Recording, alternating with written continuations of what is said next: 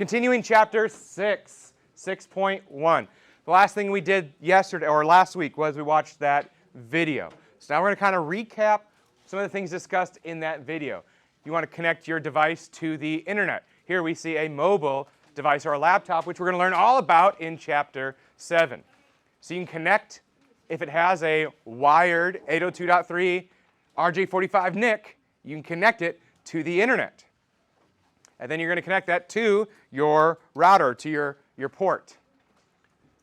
Scroll down, and we can see some ports on your router. Now, there may be a port on your router. This is your commercial at your home, your barracks, etc. router that may be labeled internet. Now, that's not to connect your device to the internet, but that's where the internet connection goes to your internet service provider or ISP. However, some of them will still allow it to work. But you would connect it there, and then you're good to go. You're connected to the internet service provider's network. Then you can power on all your devices, verify the connections. You might need a modem. And then you're good to go. Hoo-ya? All right, let's keep going down as we watched that video the other day. Logging into the router. How do I log into the router? Who remembers from that video? Go to a web browser and type that IP address in, right? And you've got to be connected to that network first. But once you do that, then it's going to ask for your credentials. Now, after you get into the router, what do you think is probably the very first thing you should do? Password. Why? Well, we saw last week how easy it was to just Google and find out default IP addresses and passwords. So you want to change those default passwords. Good? Okay, so that's what we do. We just put in that IP address in the URL, go, it'll ask for the credentials. Next thing we want to do is change our password, which we can see as step 2, right? Log into the router from a web browser, change the default administrative password. Then, once you do that, you've changed the password. What do you need to do? You got to log in with a new password because that authentication no longer works. So you need to re-authenticate with a new or updated password. Step 4, then you're going to change your DHCP addresses. You can change the range, what they are, etc. And then if you do that, right, well, whatever IP you use to connect to the network, it probably changed. So guess what? Your IP doesn't work on that network anymore. You've got to update your IP address. Now, there's a few ways you can do that.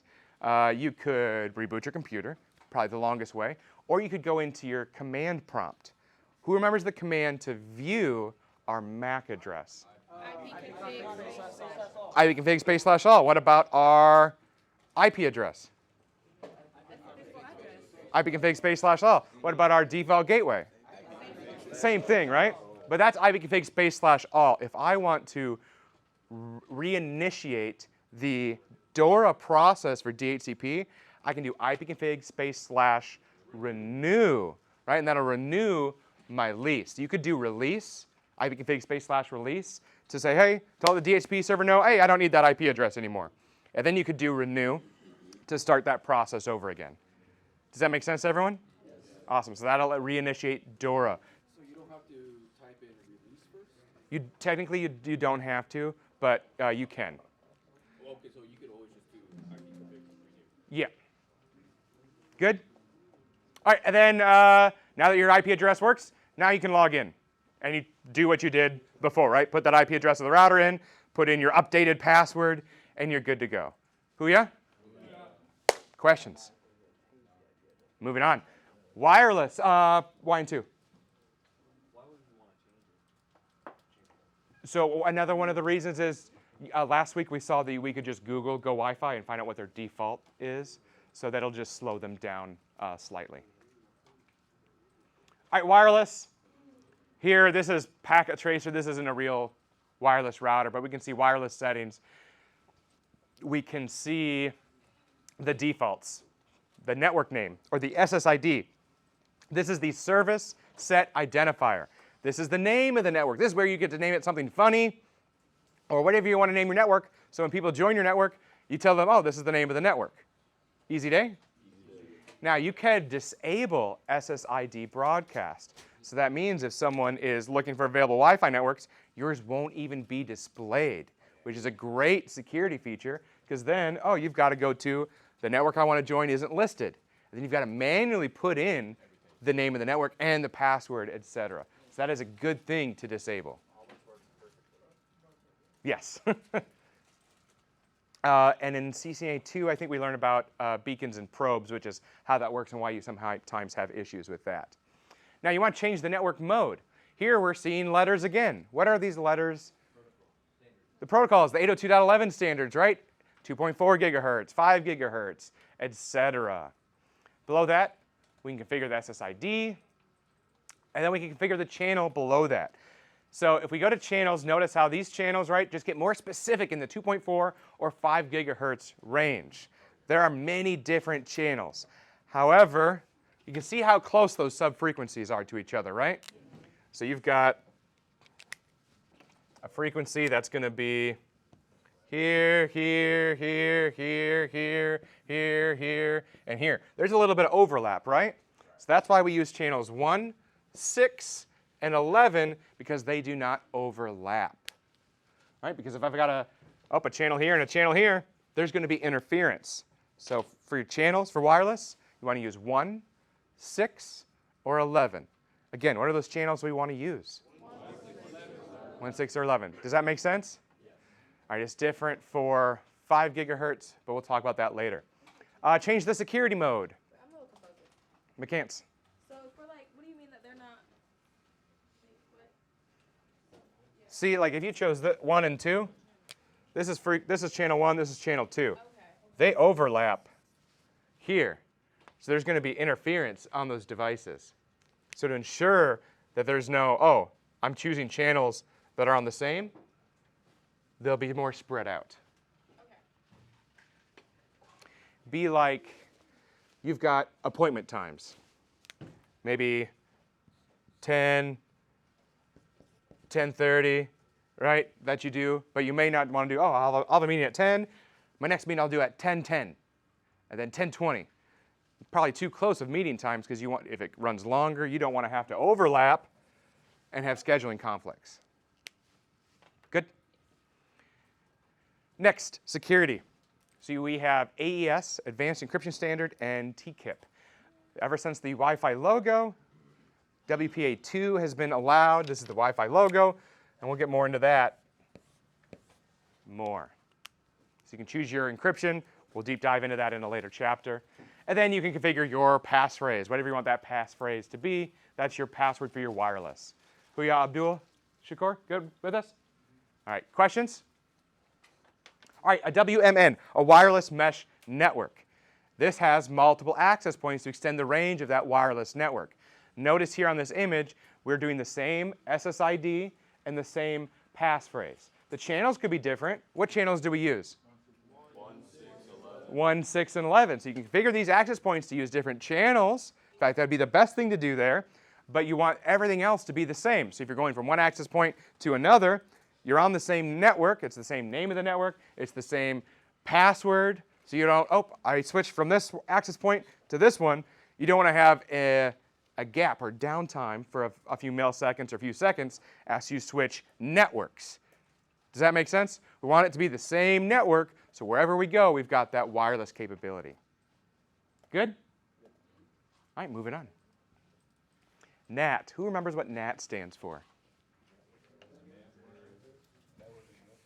Network Address Translation. What is it translating?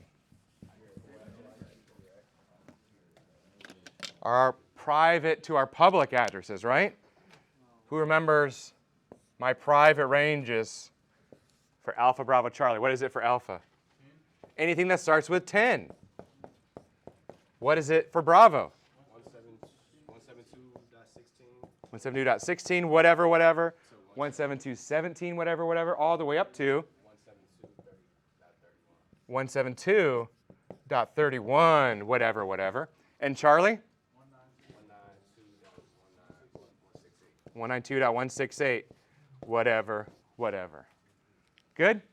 So, NAT, right? That translates private to public. Well, where is that going to happen? On our network boundary. Because, of course, those private, non-routable, they don't go past the router. So here on this wireless router, we can see how they're configuring NAT. That we've got a public IP address that'll navigate publicly, and that way the data can get back to our network, to that router, and the router will then translate it back into a private address, whatever it is, and I think it's 10. something here. If we look at the URL, it's 10, right? It's an alpha. Good to go? Yes. Some people are still writing.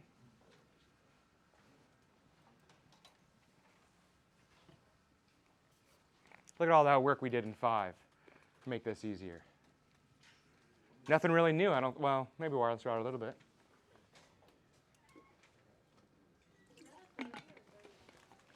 $31.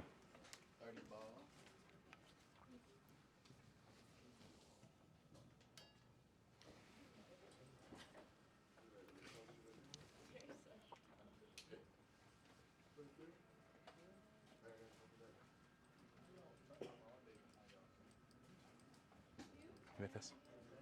Did you get in a fight this weekend, or just angry? No, I was just hitting the bag. Oh, okay. Yeah, so these are our private ranges. NAT will translate it to a private to a public address. So that's what the NAT does? Yep. Private to public? Translates it away from a private into a public so it can go past its network, past its router on the internet.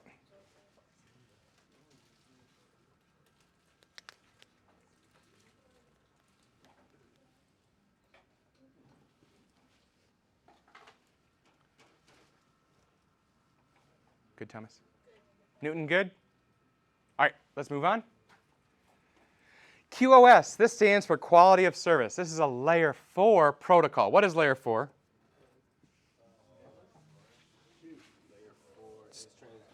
Transport.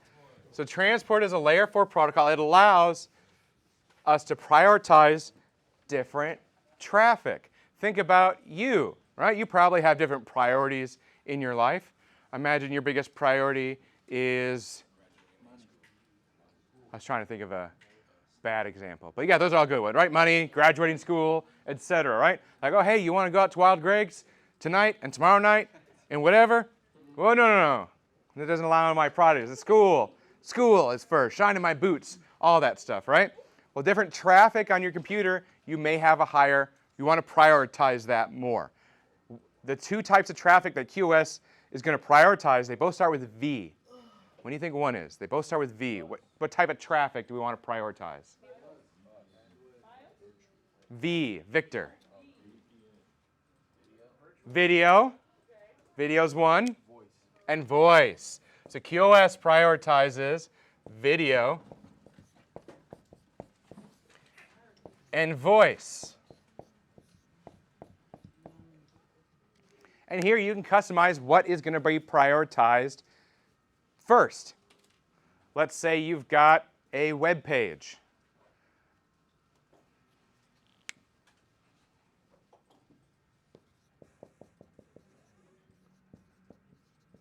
Let's say you're doing a video call.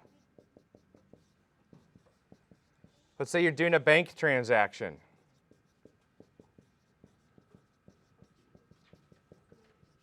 And then let's say you're playing a video game online as well.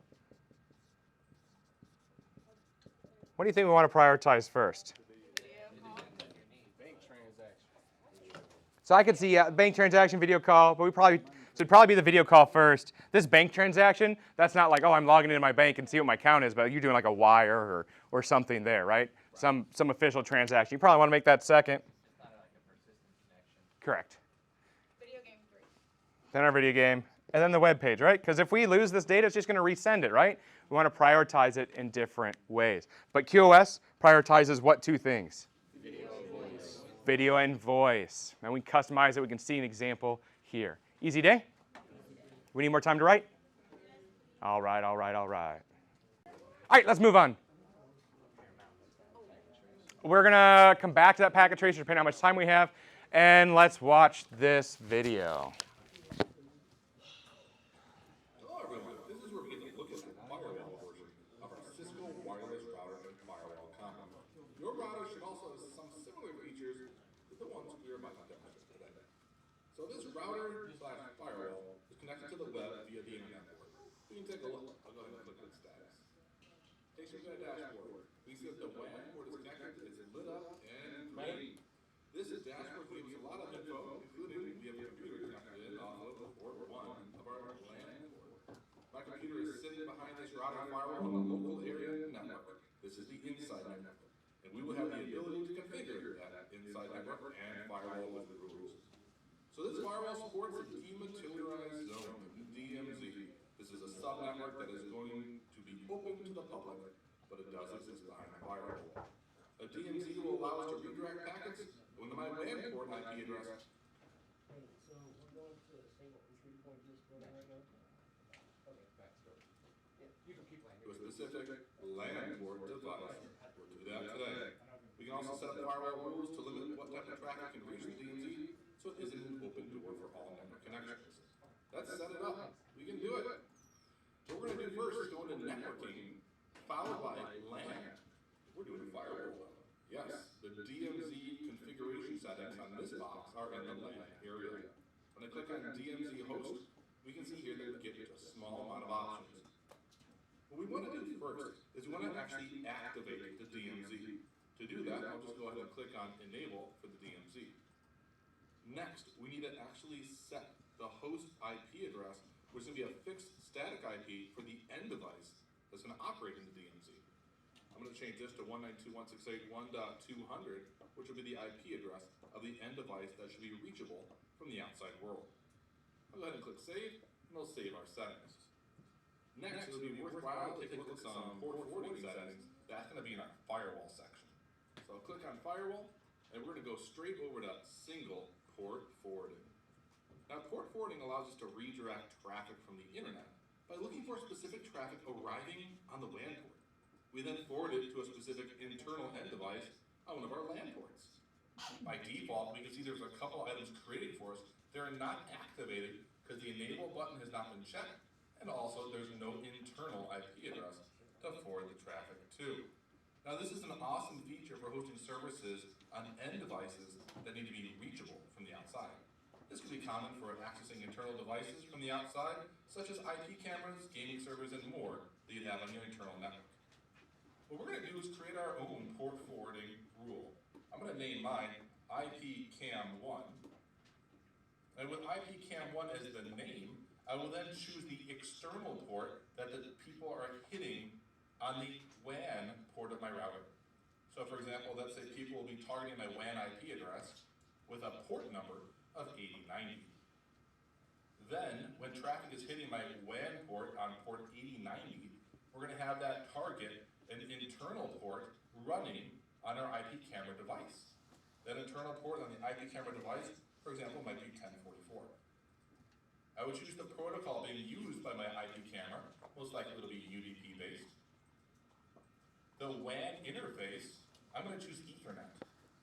3G is possible because my wireless VPN router firewall combo does support a 3G cellular data connection for WAN. We don't need that. We'll use Ethernet, which is the WAN port we have plugged in. Lastly, I need to type in the private IP address of my IP camera. This would be 192.168.1.150. I'll make sure I have this rule be activated by clicking the Enable checkbox, and then we'll scroll all the way down to the bottom, and we will click Save. We're good to go. Now we're going to continue on and take a look at some of our basic settings of our firewall. Oddly enough, here's some quick basic settings. I love it. When the screen loads up, what we're going to do is take a look at some of the default security settings that have been set. From the top, we have some anti-spoofing settings in order to protect against internal users that are trying to pretend to be a network device that they are not. That is turned on by default. We also have a denial, which is going to prevent our firewall from being overwhelmed by malicious traffic. We're even blocking ping requests because we're not going to respond to people that try to ping our internet address on our router's WAN port. A bit further down, we can see that our firewall is only allowing an administrator to configure it by using an encrypted HTTPS session. That's right here, called remote access. These remote settings here, if we actually allowed them, would actually allow an administrator to exist outside on the internet and remotely access our router and change the configurations. Now, there are a lot of security settings down below here regarding allowing specific IP addresses to do this from the public side, as well as a port that the WAN port will be listening on. But then again, this is going to be a risky maneuver. So if you do that, be sure you have a very strong password or passphrase. Scrolling down to the bottom, we now are going to take a look at UPnP. UPnP is known as Universal Plug and Play. This will allow automatic discovery of devices that can communicate with a firewall. And the scary part is, if necessary, even modify our firewall to allow for device access from outside the WAN. This would be using features such as port forwarding. Now, while the universal plug and play settings may offer convenience, it's better to set up your own firewall rules and port forwarding yourself. Now, if we want to do some more fine control of what can happen regarding internal traffic, especially something that wants to go out to the web, we can. I can go to my access rules section, and here I can find this special area where I can add in rows of rules. For example, by clicking on add row, inside of here I can choose the connection type, going inbound or going outbound. For example, let's say coming inbound, WAN to LAN. I can have an action, what's going to happen regarding this traffic. Also, we can even set up a schedule for when this should take place, time and day. Regarding services, we can pick what type of traffic. We can even do even more fine-tuned controlling than this using the configure services area. Source, from what place on the internet, could be any. Destination, from what place inside my internal network. Single address. You have single address because we're talking about traffic destined for our local area network. This is where we would choose what devices on the internal side should not have traffic arriving to it from a specific public WAN. We're able to activate this rule using our enable button. Also, we're even able to log it, so when this traffic does come through and it is dropped, it will actually be taken note of inside of our wireless router firewall. So what we want to do now is focus more on content preventing users from reaching specific websites.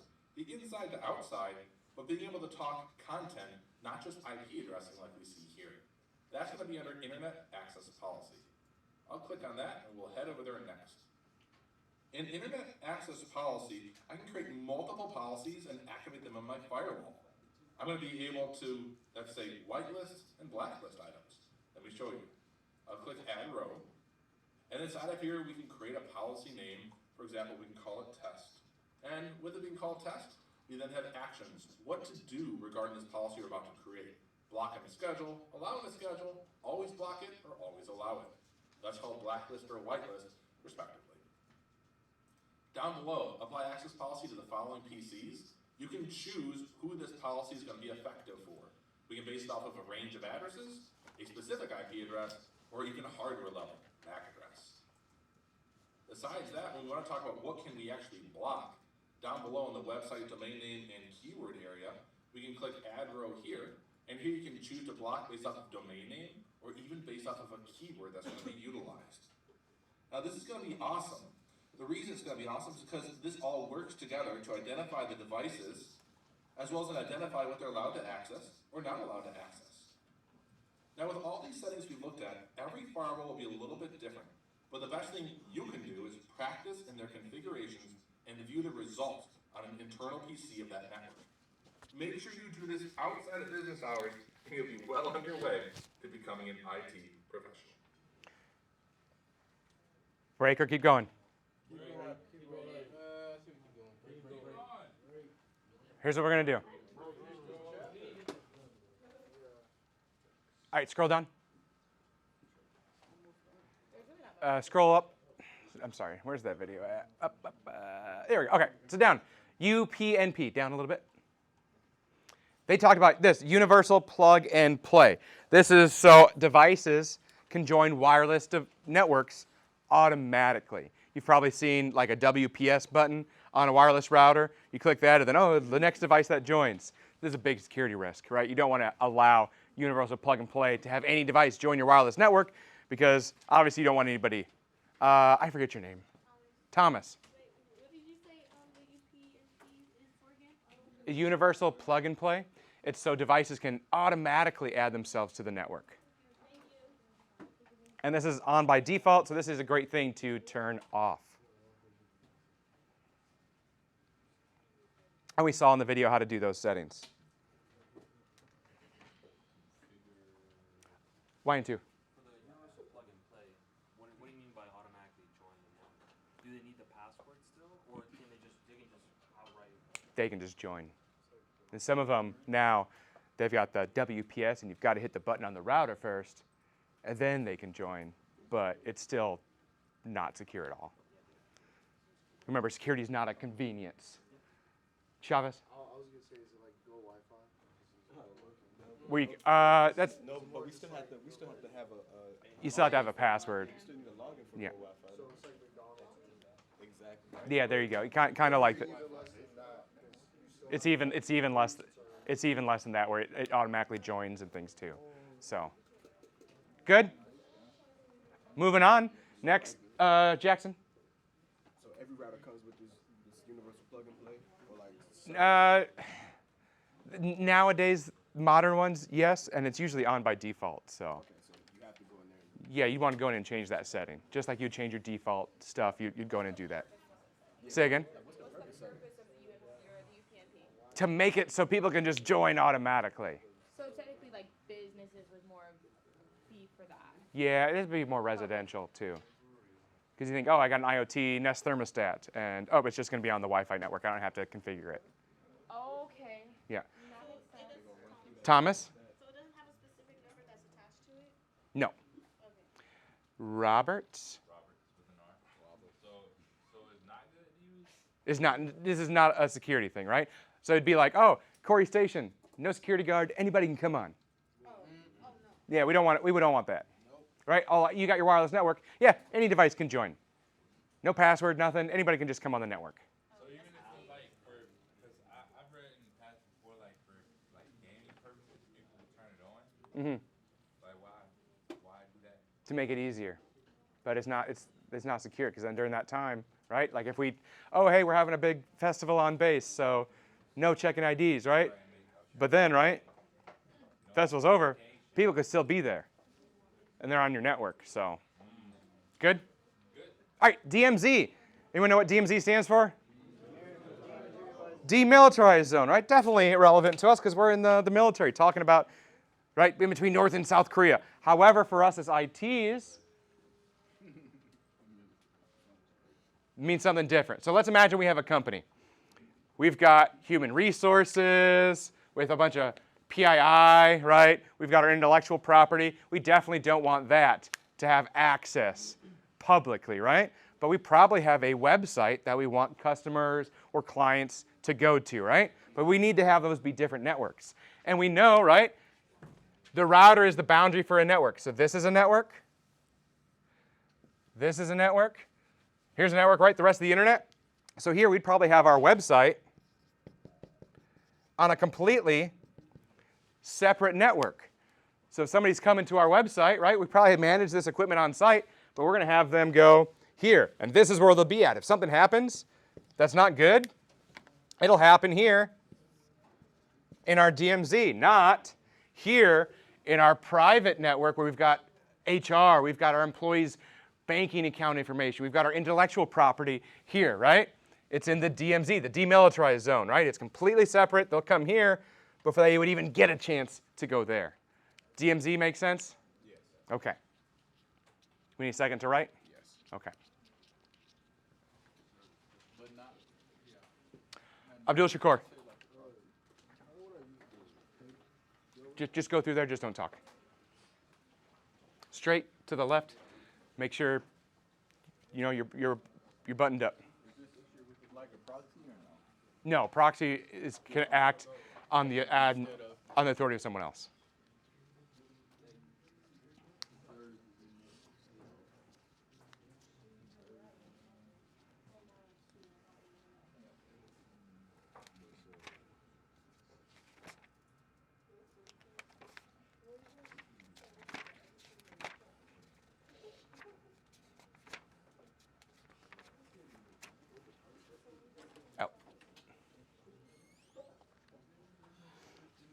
We need more time to write? Nope. All right, let's scroll down. Next we have down, port forwarding. So we know about different ports. Port forwarding is just data is being forwarded through a port. He's with us. Okay.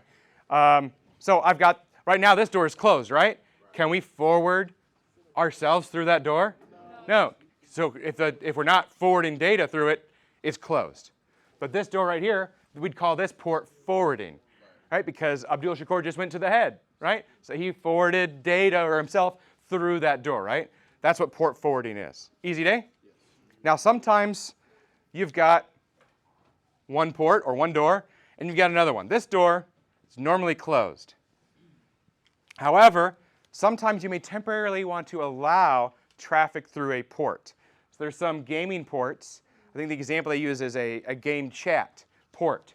So if you're actively gaming and data is going back and forth through this port, what it'll do is that'll trigger this port to not be closed. When data is going through, it'll open that port. It's good to go. You can send data through. But when data is no longer going through the trigger port, this goes back to closed. Oh, but data is going through here. We'll open this back up. That's a trigger port. It's like one direction. It's inbound, right? When data comes into the port, it triggers allowing, or is it? It's both, outbound. Because then you'd open yourself up for, all I gotta do is send them a packet, and that'll allow that door to open. You don't want it to be external, you want it to come from internal. But it's really just if data's going through. Thomas. So I'm not okay, so it says that when it like what port forwarding, when it finds the traffic or when it reaches the router, it's like port numbers are associated with the services, right? Mm-hmm. So the FTP, the HTTP, Yep. HTTPS, all that. I'm not understanding like those specific Oh, things. we've got one door now we can get in and out of, right? But imagine we've got a door that if you're going to use the head, you'd go out. Oh, but if you're going to go to the necks, you could have a different door to go out. So that's like if I have web traffic, I've got port 80. If I've got email traffic, that would go in door or port 143 or 110, depending on that protocol. So there's different ports for different types of data. Like DNS would go through which port? Jackson? Anybody? DNS? What port is DNS? 53, right? DHCP traffic would be port 67, 68, right? So there's these different ports. Think of it as different doors that traffic is going to go through. So each of those have their own Port number. number to go with it. So each service has its own specific port number. Correct. Like if I close 80 and 443, I can't get on the internet. I can't do a web browser. Roberts. So for all those port numbers that we went over and the other chapters, should we know all those? Yep. Specifically, like every single one. Yep. Oh, okay. Let's scroll down. Thomas, did that answer your question? Yes, it did. Thank you. All right, in the video, they mentioned whitelisting and blacklisting. However, the terms are now like allow list or block list or deny list. However, the industry does, the curriculum and everything else still says whitelisting, blacklisting, and that I may say that as well, just out of habit, but the terms have changed to allow and deny. Legacy, yeah. Good? So what's the difference? Well, with whitelisting or allow listing, everything is blocked. And only the things that are allowed through are allowed through. It's like going to a VIP club. Or you guys know, let's see, you guys probably know Seville's and Wild Greg's here, right? Never heard of it. You just got to be over 21 to get in on most days, probably. And then you can just get in, right? But they've probably got a list of, we don't allow Hodges in because he got too crazy and all he did there was want to quiz people on port numbers. But the opposite would be like a VIP club where nobody can get in except for those that are on the list, right? Nobody's allowed except for these specific people. That's the allow list, right? It's only these specific devices by MAC address or IP address. So blacklist is everything's allowed except for Correct. X, Y, and Z. So which one would be more secure? No. Allow list. The allow list is more secure, right? Because everything is Everything is blocked. blocked Except for what you allow. except for what you allow. Newton? Speaker's going off? That's fine. We're secure right now. Good?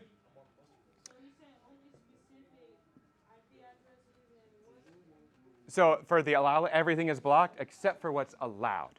Think of that as you're getting into the club. Are you on the list? That's it. The deny or the block list, everything is allowed except for what's specifically blocked. You can get in unless it says, nope, you're blocked. Good? Based off of MAC address, etc. Good to go? I will scroll down.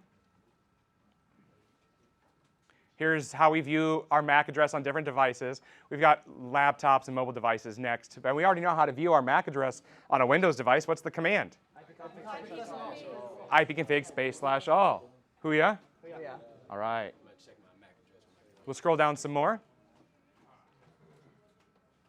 And here, now we are doing a allow list. Only these certain Macs are allowed. Easy day? We talked about whitelisting, blacklisting, or allow list, deny list, etc. There's a packet tracer we're going to look at later on. Excellent.